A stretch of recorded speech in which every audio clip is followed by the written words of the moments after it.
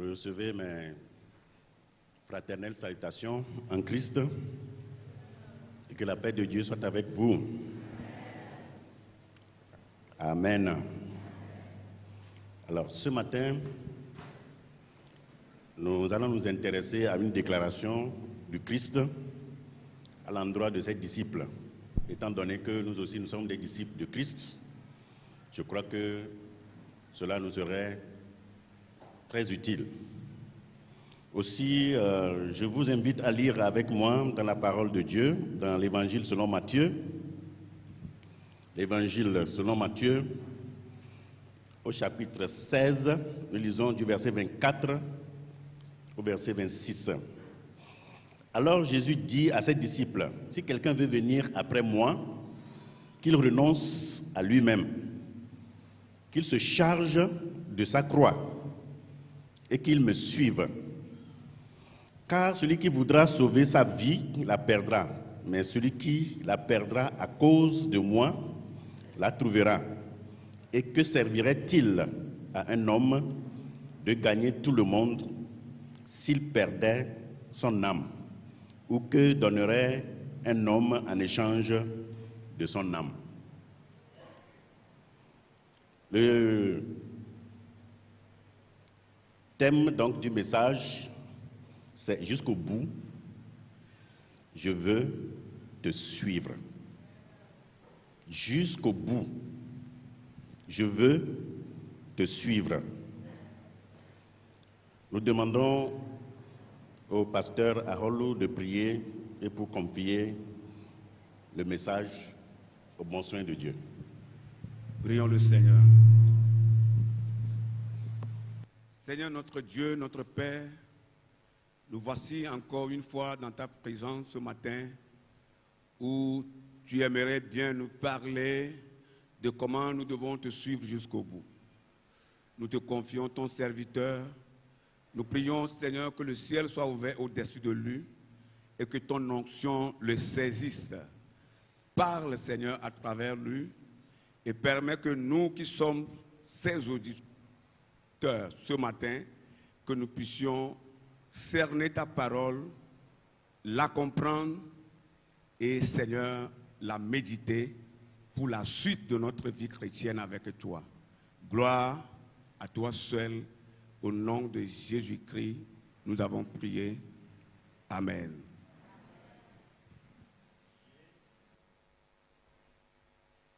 J'irai jusqu'au bout. J'ai pris la résolution d'aller jusqu'au bout avec Christ. Quelle est, toi, ta résolution? As-tu pris, toi aussi, cette résolution? Le Seigneur Jésus avait dit à ses disciples une vérité difficile à concevoir et à recevoir. Si quelqu'un veut venir après moi, en d'autres termes, si quelqu'un veut me suivre, qu'il renonce à lui-même, qu'il se charge de sa croix et qu'il me suive. Voilà la déclaration que le Christ a faite à ses disciples. Aujourd'hui, ceux à qui le Christ avait parlé ne sont plus de ce monde. Alors cette parole s'adresse à moi, elle s'adresse à toi. Cher ami, il n'y a qu'une seule manière d'être disciple de Christ. Il n'y a qu'une seule manière d'être chrétien. C'est d'accepter de souffrir avec et pour Christ. Accepter de souffrir avec Christ, accepter de souffrir pour Christ, c'est la seule manière d'être disciple de Christ. Mais ceux qui veulent une vie facile, ceux qui aiment passer par des raccourcis, sont automatiquement disqualifiés. C'est pourquoi le Christ avait été clair avec ses disciples. Si quelqu'un veut se nommer disciple de Christ, il lui faut tout simplement renoncer d'abord à lui-même, se charger de sa croix et le suivre. Dans notre entretien, donc, nous examinerons de près ce que le Christ veut dire par renoncer à soi-même en première position, et ensuite, en deuxième position, nous allons voir ce qu'il veut dire par se charger de sa croix et le suivre. Que veut dire Christ à ses disciples quand il disait « Si quelqu'un veut me suivre, qu'il renonce à lui-même ». Nous allons examiner ce que cela veut dire en première position, et ensuite il dit il faut que la personne se charge de sa croix, sa propre croix. Alors que signifie renoncer à soi-même pour suivre le Christ? Renoncer à soi-même signifie-t-il renoncer à ses rêves, à ses projets ou à ses visions? Est-ce que c'est ce que cela veut dire? Que veut dire exactement renoncer à soi-même? Cette allégation du Christ, que signifie-t-elle pour vous et pour moi? Parce qu'il faut que nous comprenions bien ce que cela signifie d'abord. Renoncer à quelque chose, c'est le fait d'abandonner par un effort de volonté cette chose. Si je dis que je renonce à quelque chose, ça veut dire que la chose est déjà contre ma volonté et je l'abandonne par un effort de volonté, la chose à laquelle je renonce. Renoncer donc à soi-même est un appel à sortir de notre égocentrisme. C'est un appel à sortir de la vie purement animale, de la vie matérielle, de la vie qui est charnelle, et accepter de vivre la vie de Christ. Parce que quand on devient chrétien, quand on est dans la famille de Dieu, il y a une nouvelle façon de vivre qui est bien différente de la manière de vivre dans le monde, ou bien notre manière de vivre avant de rencontrer ce Christ. Et faire uniquement sa volonté. Renoncer à soi-même, c'est dire non à sa propre volonté et dire oui à la volonté du Christ. Chacun de nous, nous avons nos volontés. Ceux qui ont des enfants dans leur maison, ils savent ce que cela représente. Les enfants ont leur volonté la plupart du temps et il appartient aux parents de leur dire non. On les discipline, on les éduque. C'est comme ça se mène la vie. Ce que tu veux faire, ça ne va pas t'avantager. Nous le faisons pour le bien de nos enfants. Renoncer à soi-même, c'est renoncer à ses propres désirs et faire les désirs de Dieu, de son Fils Jésus-Christ et les désirs du Saint-Esprit. C'est ça ce que signifie renoncer à soi-même. L'une des manifestations du renoncement de soi que Christ a manifesté et que nous devons nous aussi manifester, c'est ce que nous trouvons dans sa propre prière. C'est ça une des manifestations primordiales de quelqu'un qui renonce à lui-même. Nous allons le voir dans la prière que le Christ a prononcée à l'endroit de son Père. Éloigne de moi cette coupe. Cependant, qu'il arrive non pas ce que moi je veux, mais ce que tu veux. Marc 14, verset 36. Jésus avait une volonté vis-à-vis de son Père au moment de sa mort. Et il dit à son Père, éloigne de moi cette coupe. C'est sa volonté, ça. Mais qu'il arrive non pas ce que moi je veux, seul ce que toi tu veux. Et c'est ce que Dieu a voulu qui est arrivé. Il est mort. Il était en face de la mort. Il devait boire une coupe difficile à boire. Comme cela se présente de temps en temps à nous. qui avons décidé de marcher avec le Christ, des couples se présentent à nous. Nous disons, Seigneur, pas ta volonté, mais ma volonté. La mienne n'a qu'à se faire. Et c'est ce que nous faisons souvent.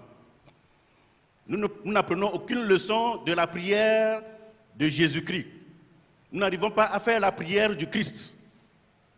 Nous décidons pour nous-mêmes et nous faisons ce que nous voulons.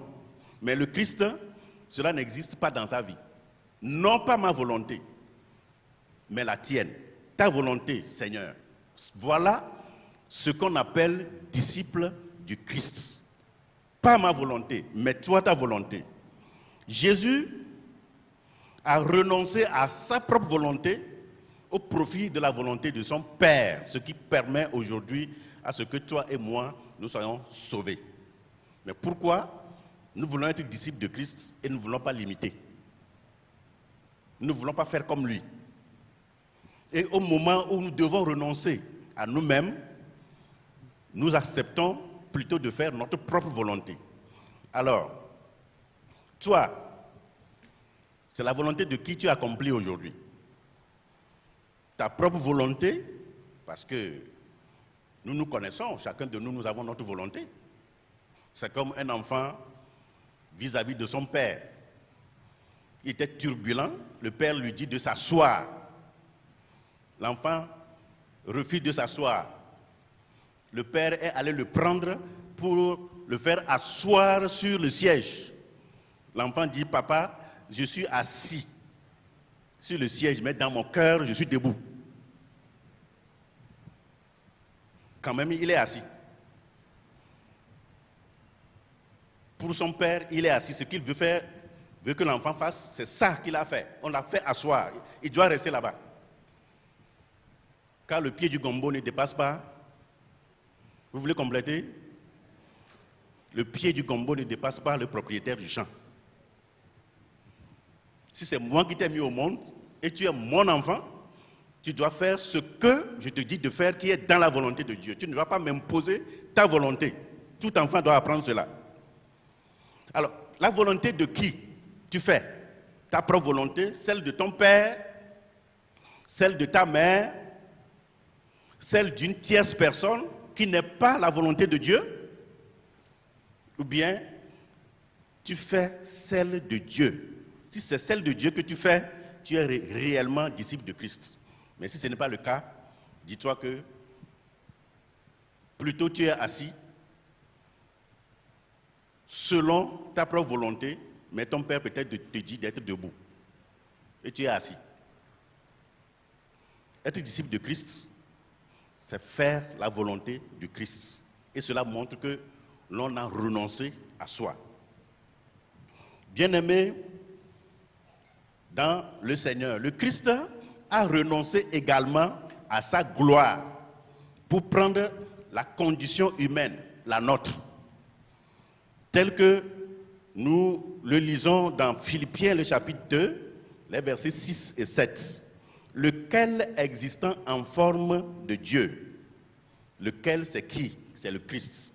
Christ existant en forme de Dieu n'a point regardé comme une proie à arracher d'être égal avec Dieu.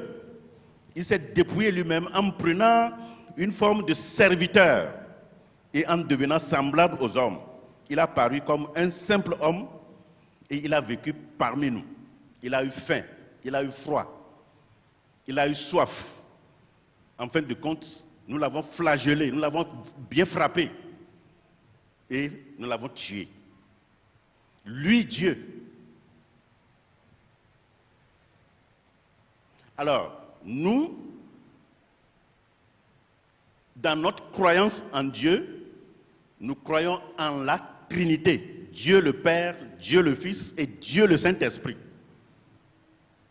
Les trois personnes en Dieu sont égales. Nul n'est au-dessus de l'autre. C'est un mystère que le langage humain ne peut pas expliquer. Pas comme nous avons trois dieux, mais on a un seul Dieu, mais en trois personnes. Mais malheureusement, il y en a qui ne veulent pas croire en cela. Ils disent Dieu le Père, il est Dieu, mais Jésus n'est pas Dieu. Il est un homme ordinaire comme nous. Ne croyez pas à ces faussetés. Qu'est-ce que vous lisez dans ce passage de Philippiens? Lequel existant en forme de Dieu n'a pas regardé comme une proie à arracher d'être égal avec Dieu. Ce n'est pas toi qui as écrit ça, ce n'est ni moi. C'est le Saint-Esprit qui l'a écrit. Alors, Jésus étant Dieu, il n'a pas regardé comme une proie à arracher d'être égal avec Dieu. Il est devenu homme. Il a pris la condition humaine. Mais combien de fois nous ne réclamons pas notre droit? Il suffit seulement d'observer un chien. Vous savez comment les chiens savourent l'os. Quand le chien est en train de savourer son os et vous voulez lui retirer cet os, vous allez connaître celui qu'on appelle le chien. Quand vous vous approchez seulement, vous allez entendre. Si tu oses t'approcher, eh bien, le chien va te mordre. Et c'est de cette manière que nous nous comportons. Lorsque nous avons un droit et que quelqu'un veut nous arracher ce droit, ce privilège, cet avantage, nous savons comment nous réagissons. Mais chez Christ, cela n'a pas été le cas. Alors pour être disciples de Christ, nous devons accepter par moment, nous devons accepter perdre certains avantages, certains droits, et être correct avec le Christ, être droit avec lui. Le Christ n'a pas regardé comme une proie arrachée d'être l'égal de Dieu. C'est là aussi une preuve de l'humilité. Mais très souvent, lorsque Dieu nous donne un petit pouvoir, nous devenons tout-puissants. Nous nous comportons comme Dieu. Et nous devenons plus royaux que le roi. Comme une dame l'a dit, on devient plus royal que le roi. On dépasse même Dieu. Mais non, ça ne doit pas être le cas. Si nous voulons être disciples de Christ, nous devons cesser de nous comporter de la sorte. Deuxièmement, que signifie se charger de sa croix pour suivre le Christ? La croix était le moyen par lequel les Romains exécutaient les condamnés à la peine capitale. Quand tu es condamné dans l'Empire romain à l'époque où Jésus naissait, tu devais porter ta croix jusqu'au lieu de supplice où on devait te tuer. Là où tu devais être exécuté, toi-même tu portes ta croix jusqu'à cet endroit. Les criminels étaient suspendus sur un poteau vertical, les bras attachés ou cloués sur une poutre transversale. Ça devient maintenant une croix. Les condamnés devaient porter eux-mêmes leur croix jusqu'au lieu de l'exécution. Les suppliciés donc agonissaient lentement jusqu'à la mort. On est suspendu dans l'air sur un bois, les mains clouées ou attachées, les pieds cloués ou attachés, et on te laisse là-bas. Tu vas agonir. C'est pourquoi le Christ, lorsqu'il indiquait à ses disciples que chacun devait porter sa propre croix et le suivre, les disciples comprenaient que le Christ parlait de leur souffrance. Tu dois souffrir pour Christ. Ils n'ont qu'à s'attendre à souffrir et même à mourir pour lui. Je ne sais combien de disciples de Christ n'ont pas accepté la souffrance, même la mort. L'Écriture nous indique d'ailleurs même que tous les apôtres sont morts martyrs. Ils ont été tués pour leur foi. Allez-y, si vous voulez avoir encore des informations sur comment les hommes ont servi le Christ, ont servi Dieu. Allez-y lire Hébreux le chapitre 11. Vous allez voir les hommes de la foi. Certains ont été sciés avec le bois à cause de leur foi. C'est pourquoi Tous ceux qui veulent suivre Christ et véritablement être ses disciples devront endurer les tribulations et les persécutions. Ça ne se sépare pas de la foi chrétienne. On ne peut pas laisser les persécutions, les souffrances pour Christ d'un côté et vivre la vie chrétienne aussi d'un autre côté. Les deux sont intimement liés, intrinsèquement liés, de manière à ce qu'on ne peut pas parler de l'une sans parler de l'autre.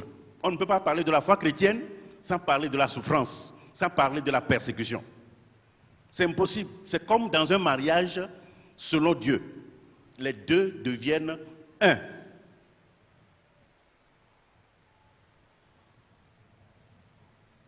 L'apôtre Paul, ayant fréquenté cette école de souffrance pour Christ et avec Christ, a conseillé son fils dans la foi Timothée, dans 2 Timothée 3, versets 10 à 12. Écoutez ce qu'il dit. Pour toi, tu as suivi de près mon enseignement, ma conduite, mes résolutions, ma foi, ma douceur, ma charité, ma constance, mes persécutions, mes souffrances. À quelle souffrance n'ai-je pas été exposé à Antioche, à Icône, à Lystre? Quelle persécution n'ai-je pas supporté? Et le Seigneur m'a délivré de toutes. Et le Seigneur m'a délivré de toutes.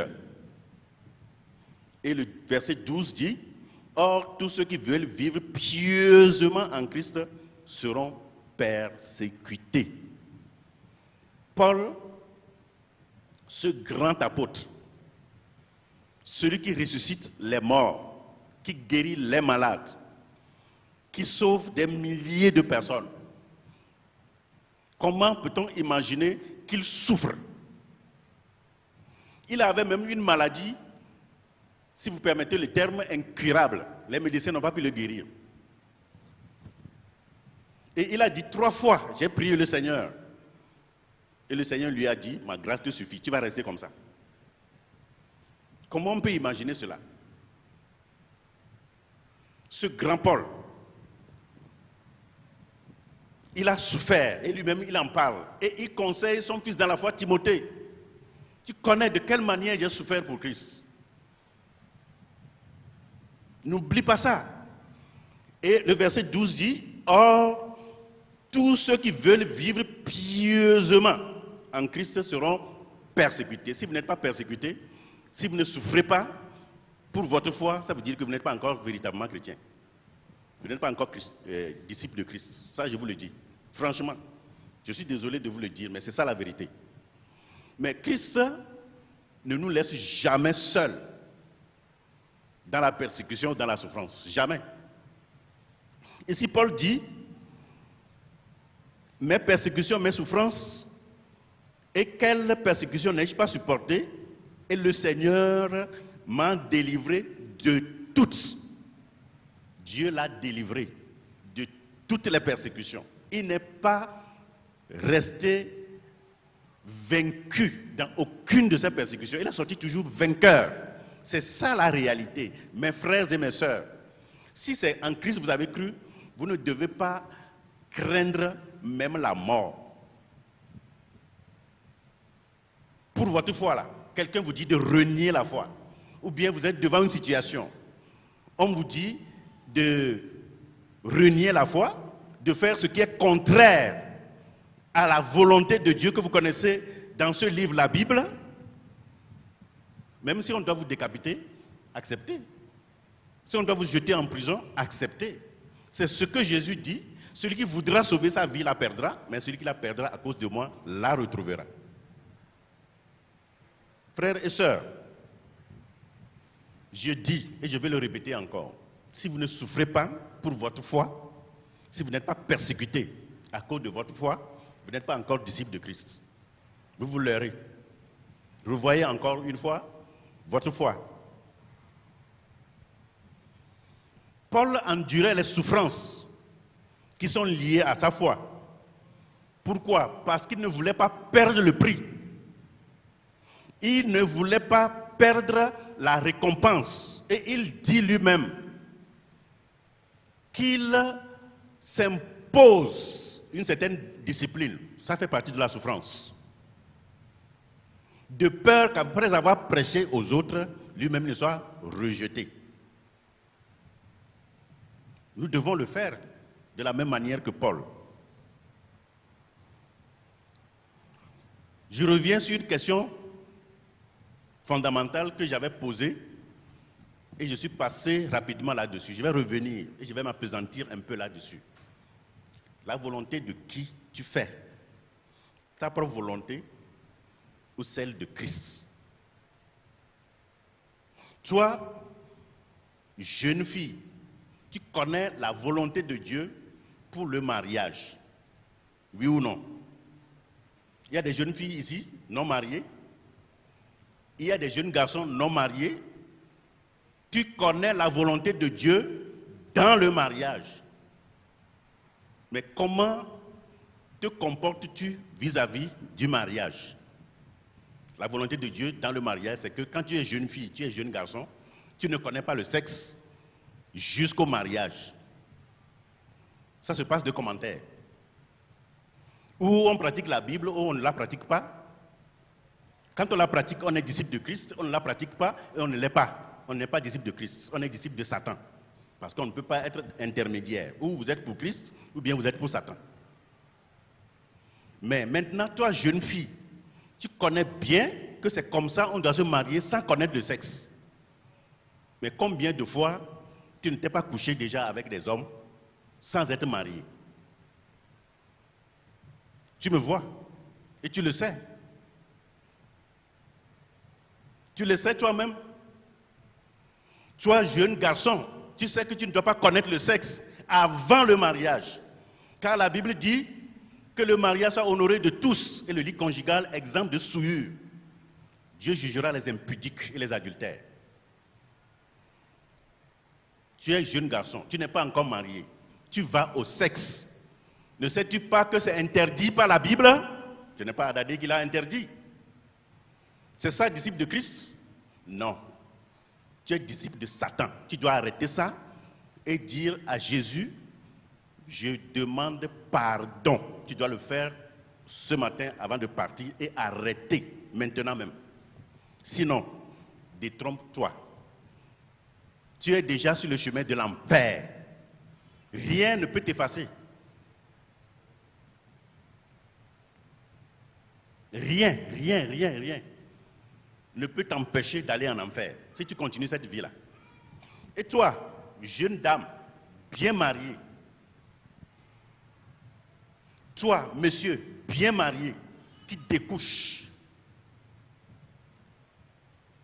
étant à côté de ton mari, étant à côté de ta femme, tu t'en vas faire le sexe copieusement avec une autre femme, avec un autre homme. Tu l'as fait encore hier et tu es revenu encore à l'église ce matin dimanche. Tu chantes dans la chorale.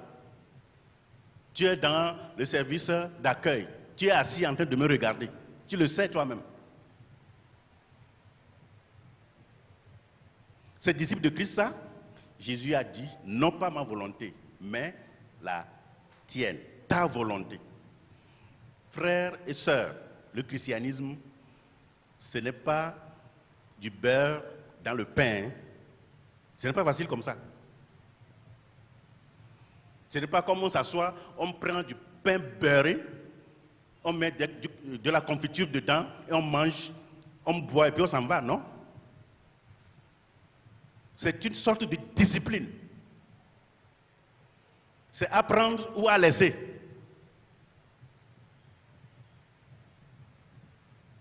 Tu dis que tu ne veux pas renoncer à toi-même ça. Tu dis que tu ne veux pas renoncer à toi-même, tu ne veux pas prendre ta croix. C'est ça, malheureusement, ce qui se passe dans notre monde aujourd'hui. Toi, tu es légalement marié. Tu attends peut-être un enfant. Et tes parents te disent, libère-toi de cette femme. Cette femme n'est pas faite pour toi. Va prendre une autre femme. Nous avons besoin des enfants. Tes enfants là, tu vas les enterrer dans ton ventre et ça te tourne la tête. Tu vas écouter les paroles de tes parents ou bien tu vas écouter la parole du Christ. Car Dieu dit, je hais le divorce. Sur quel chemin es-tu? Tu fais tous les calculs. Comment tu vas te débarrasser de cette femme pour prendre une autre femme? Ou bien comment tu vas aller engrosser une fille pour avoir les enfants que tes parents te réclament? Tu auras bien tes enfants, mais il y a un mais là-dedans. Je connais une sœur, son mari a déjà des enfants avec elle. Et ce sont que des filles. Et le mari se plaint de ne pas avoir des garçons. La femme a dit à son mari, je m'excuse, tu n'as pas de garçon dans ton sexe. Tous les hommes n'ont qu'à comprendre aujourd'hui. Quand la femme donne naissance à des filles, uniquement que des filles, ce n'est pas l'affaire de la femme. S'il faut condamner quelqu'un, c'est toi-même, garçon. La science a prouvé ça. Pourquoi tu accuses ta femme si c'est ta femme qui ne te donne pas des garçons? Et la sœur a dit, tu n'as pas de garçon dans ton sexe. Si un jour une femme te dit qu'elle t'a donné un garçon, il faut savoir qu'elle l'a ramassé de quelque part. Ce n'est pas toi qui l'as engrossé. Et si ce garçon, tu l'acceptes dans ta maison, quand il deviendra grand, il va vous décapiter tous dans la maison. Il va vous décapiter tous dans la maison. Et je vous dis, jusqu'au jour d'aujourd'hui, le monsieur là est allé se remarier, pourtant chrétien. Mais jusqu'au jour d'aujourd'hui, le garçon qu'il cherche ne l'a jamais eu. Et il est devenu polygame. Même si tu as eu des enfants, toi, chrétien, tu t'en vas faire un deuxième bureau, même troisième bureau, ajouter des tiroirs. Continue. Continue, si tu veux même ce qui est plus que tiroir, il faut ajouter ça. Mais tu veux être disciple de Christ ou bien tu ne le veux pas? Alors, un jour, il y avait dans un pays des gens qui voulaient aller dans un pays voisin. La condition d'accès dans ce pays, qui est un pays riche, c'est qu'on doit traverser un courant d'eau. On doit traverser une petite rivière. Et cette rivière est tellement profonde. Mais ceux qui vont voyager ne savent pas nager. Mais dans ce pays, tes souffrances seront oubliées. Si tu arrives dans ce pays-là, tes souffrances seront oubliées. Or, ce sont des pays voisins, séparés par un cours d'eau seulement. C'est comme la RDC et le Congo-Brazzaville. Les deux sont séparés par le fleuve Zaïre, qu'on appelle aujourd'hui le fleuve Congo. J'ai eu le privilège de le traverser une fois comme ça. Alors, tous ceux qui doivent quitter ce pays pour aller dans le pays voisin, séparé par le cours d'eau, chacun doit se munir de sa poutre. Chacun doit prendre une poutre. Et c'est avec cette poutre qu'il doit traverser le cours d'eau. Alors, le voyage a été entamé par plusieurs. Certains sur le chemin, à un moment donné, disent « Oh, c'est trop lourd, ma poutre là ». Ils prennent une scie et puis ils coupent un peu. Ils déposent. Ils continuent. Arrivés maintenant au bord du cours d'eau, certains ont déposé leur poutre là-dessus. Disons que c'est une rive ici, l'autre rive ici. Certains ont déposé, ça n'a pas pu dépasser. Ça n'a pas pu atteindre l'autre rive. Mais certains ont déposé, ceux qui n'ont pas coupé un peu, quand ils ont déposé là, ça a quitté cette rive pour arriver à l'autre rive. Et ils ont pu traverser. Ils sont partis. Parce que tu ne dois pas utiliser la poutre de quelqu'un d'autre. C'est ce que toi-même tu as amené, c'est ça que tu vas utiliser. C'est la condition, ça. Alors, la question que je m'en vais vous poser est de savoir, est-ce que vous êtes en train de tailler un peu votre croix? Parce que le Christ a dit que chacun se charge de sa croix et qu'il le suive. As-tu déjà taillé ta croix à ta mesure, ta poutre là, avec laquelle tu vas traverser le fleuve? Tu l'as déjà taillé un peu? Ce qui est sûr, tu n'arriveras pas dans ce beau pays. Mais je vous exhorte ce matin, je termine comme ceci. Tenez ferme jusqu'au bout. Dites jusqu'au bout, Seigneur, je veux te suivre. Jusqu'au bout, je veux te suivre. Jusqu'au bout. Quel que soit ce qui va arriver. Paul disait, qu'est-ce qui va nous séparer de l'amour de Christ? Qu'est-ce qui? Est-ce la faim? Est-ce la nudité? Est-ce la misère? Est-ce même la mort? Est-ce l'épée? Qu'est-ce qui va nous séparer de l'amour de Christ? Paul n'a rien trouvé qui va le séparer. Même quand il allait à Jérusalem, et on l'avait déjà averti que des souffrances, des tribulations l'attendaient, les gens pleuraient pour lui. Et il dissuadait Paul de se rendre à Jérusalem parce qu'il va souffrir. Mais Paul s'est fâché contre ces gens-là. Que faites-vous pour me briser le cœur? Je suis prêt non seulement à aller souffrir à Jérusalem, mais aussi à mourir. Il est allé. Quelle fougue! Est-ce que nous pouvons avoir la même fougue aujourd'hui? La même détermination pour Christ? Nous nous amusons trop avec la vie chrétienne, mes amis. Nous devons accepter la souffrance. Paul a dit, je sais vivre dans l'humiliation, je sais vivre aussi dans l'abondance. Quand même les choses sont dures, n'importe comment, nous n'allons pas compromettre notre foi.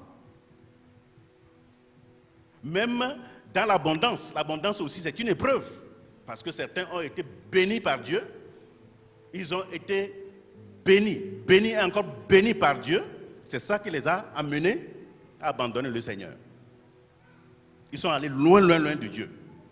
Mais je ne demande pas que cela soit ainsi pour vous. Je prie que le Seigneur vous maintienne toujours dans la foi. Ensemble, nous allons voir le Seigneur un jour. Et nous allons dire, Seigneur, nous avons persévéré jusqu'au bout. Nous attendons notre couronne. Jusqu'au bout, je veux te suivre. Que Dieu vous bénisse et que sa grâce vous soit renouvelée. Au nom de Jésus.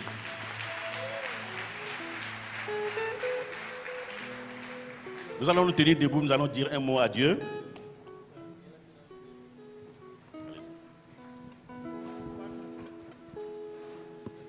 Alléluia. Nous allons interpréter le chant de cantique victoire 180 qui dit « La voix du Seigneur m'appelle. Prends ta croix et viens, suis-moi. Je réponds, ô Sauveur fidèle, me voici, je suis à toi. » Et le refrain dit ce qui suit, « Jusqu'au bout, je veux te suivre, dans les bons, les mauvais jours. À toi pour mourir et vivre, à toi Jésus pour toujours. » Amen.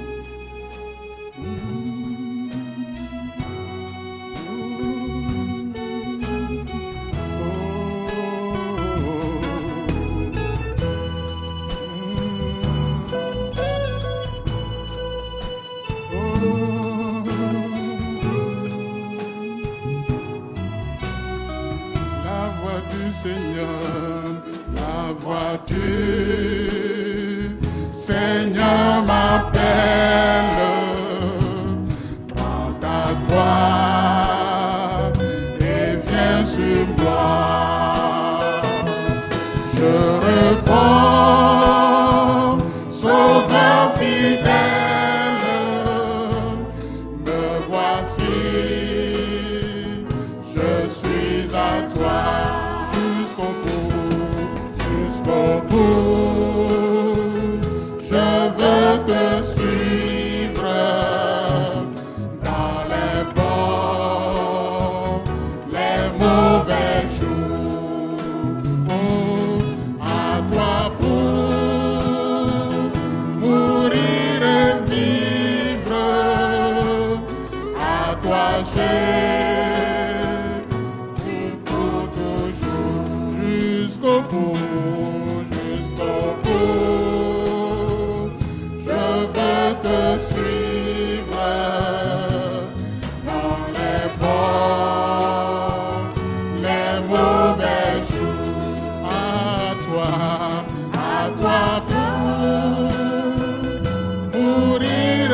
vivre. À toi Jésus pour toujours. Mais le chemin du calvaire est étroit et périlleux. Est étroit et périlleux. C'est un chemin solitaire. C'est un chemin solitaire, difficile et ténébreux. Difficile et ténébreux. Jusqu'au bout, jusqu'au bout. Je veux te suivre. Dans les bons, les mauvais jours. Dans les bons, les mauvais jours. À toi mourir et vivre. À toi mourir et vivre. À toi Jésus pour toujours. À toi Jésus pour toujours. Il faut quitter ce qu'on aime. Faut quitter ce qu'on aime, savoir être mal jugé, savoir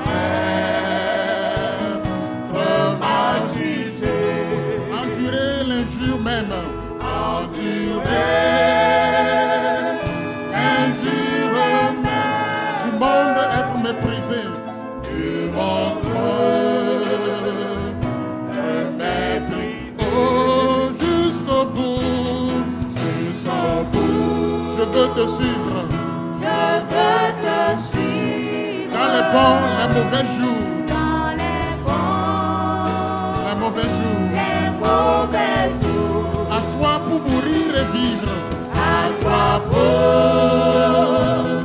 mourir et vivre. À toi Jésus pour toujours. À toi Jésus.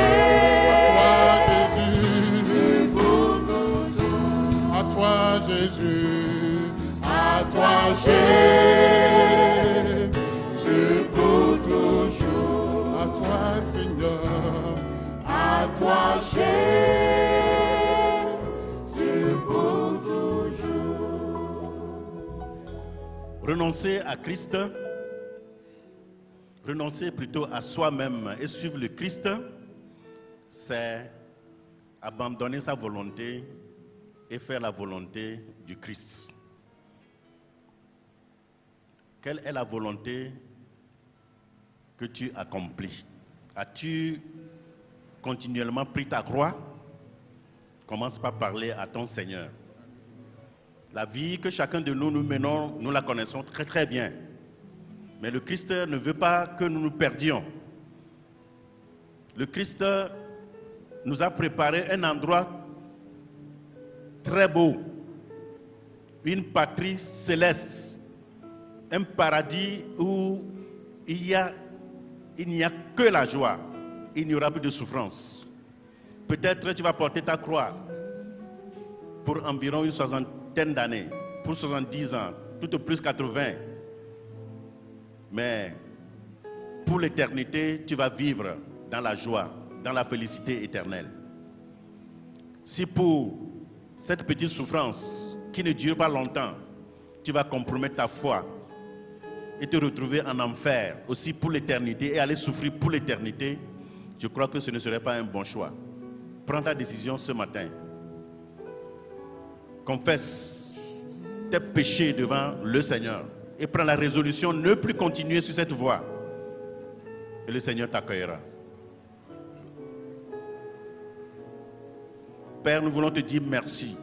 Tu nous connais mieux que nous-mêmes. Tu sais de quoi tu nous as créés. Nous sommes poussière. Nous sommes sang. L'esprit veut, mais la chair nous retient. Je te supplie de nous aider, chacun de nous, à renoncer à nous-mêmes et à nous charger de ta croix pour te suivre jusqu'au bout. Jusqu'au bout, nous voulons te rester fidèles.